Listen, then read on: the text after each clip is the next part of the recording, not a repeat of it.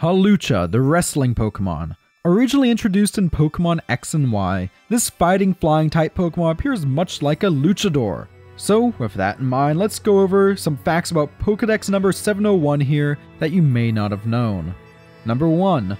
Though obviously having roots in its design based in Latin American mask wrestling, Hawlucha also draws inspiration from the Eagle Knights, which was a special class of the ancient Aztec military.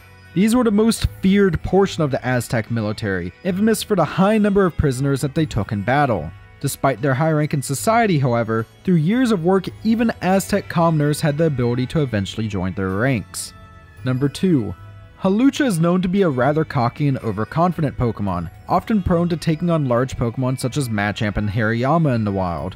However, according to the Pokemon Ultra Sun Pokédex, though it has the ability to overwhelm its opponents with its speedy attacks, sometimes it showboats for too long when it's using a move and thus gets itself into a pinch. Number 3.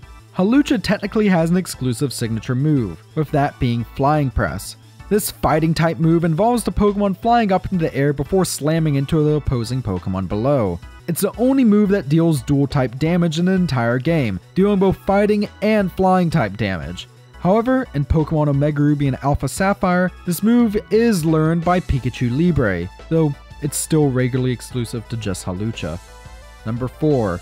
In Pokemon X and Y, a special type of battle called Sky Battles is introduced, in which trainers do battle in the air with only one flying type Pokemon, or a Pokemon that can fly anyways. Every single flying type Pokemon in the series up to this point has the ability to participate in Sky Battles. Well, except for one, Hawlucha. And number 5. Despite being unable to participate in Sky Battles, Hawlucha does have one major aspect that makes it unique from literally every single other Pokemon in existence thus far.